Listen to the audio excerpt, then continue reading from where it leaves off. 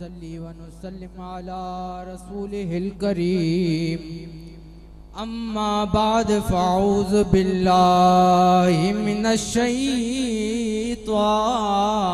रजीम बिस्मिल्लाहिर रहमानिर रहीम या अय्युहल्लज़ीना आमनु ज़्कुरुल्लाह ज़िक्रन कसीरा सदक़ल्लाहुल अलीयुल अज़ीम व सदक़ रसूलुहुन नबियुल करीमुल अमीन व नहनु अला ज़ालिका लमिनश शाहिदीन व शाकिरीन अल्हम्दुलिल्लाहि रब्बिल आलमीन बलगल उला बिकमाली कशफत दुजा बिजमाली हसनत जमी खसाली सल्लु अलैहि वाली। जिसे मिल गया कमली वाले का दामन,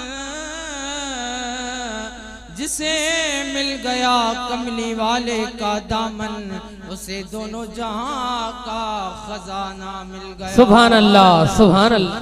तेरी नस्ले पाक में है, तेरी नस्ले पाक में है बच्चा बच्चा नूर का।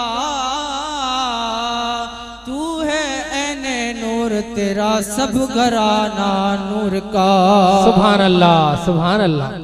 हम तो सलात का बाद तवा असांजा मुर्शिद करीम हुजूर क़िबला साईं शुहाबुद्दीन दामत बरकातुन आलिया ऐं बाबा साईं हाजी अली मुर्तज़ा दामत बरकातुन आलिया ऐं स्टेट पे वेठल सईदो सादात उलमा इकराम व जमी मुझे महबूब मुर्शिद मीर जा फ़कीरो अस्सलाम अलैकुम व रहमतुल्लाहि व बरकातुहू। वालेकुम अस्सलाम व रहमतुल्लाह। मुदा दोस्तों अज असां तव्हां हज़रत क़िबला साईं मियां मीर मोहम्मद रहमतुल्लाहि अलैहि जे सालियाने उर्स मुबारक ते गॾु थिया आहियूं। दुआ आहे त अल्लाह पाक असांजो हे विहण असांजो ॿुधण पंहिंजी बारगाह इलाही में क़बूल अता फरमाए। आमीन। अल्लाह पाक पंहिंजे क़ुरान करीम में इरशाद फरमायो आहे या अय्युहल्लज़ीना आमनु ज़्कुरुल्लाह ज़िक्रन कसीरा। ए ईमान वारो अल्लाह पाक जो कसरत सा दुरूद पाक पढ़ंदा कयो। ए ईमान वारो अल्लाह पाक जो कसरत सा जिक्र कंदा कयो।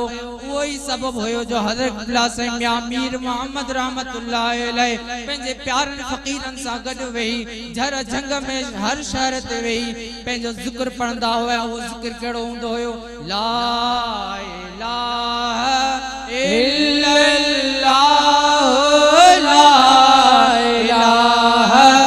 इल्लल्लाह मुहम्मद रसूलुल्लाह सल्लल्लाहु अलैहि वसल्लम।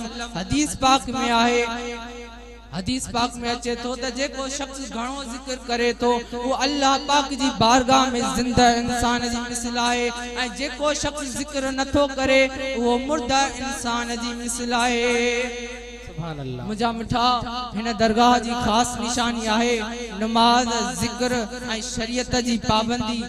अचो पो शरीयत जी पाबंदी कयूं, छो त असांजे हुजूर अकरम सल्लल्लाहु अलैहि वसल्लम इहो ई असांखे सबक सेखारियो आहे। इन वजह सां अल्लाह पाक राज़ी थींदा। के खूब छा आशिक़ फरमायो आहे रात रोई कयम मिन्नत महबूब खे, रात रोई कयम मिन्नत महबूब खे, ईअं लॻो ॼण त नाराज़ थियो कोन हो। रात रोई कयम मिन्नत महबूब खे, ईअं लॻो ॼण त नाराज़ थियो कोन हो। रात रोई कयम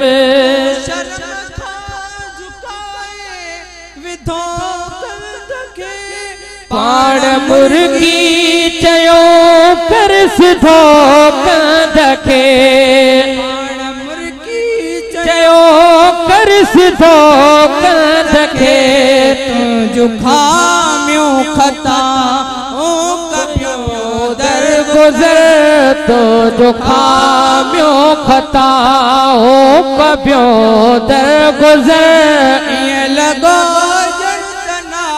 राज थो कोन हो। रात रोई कयम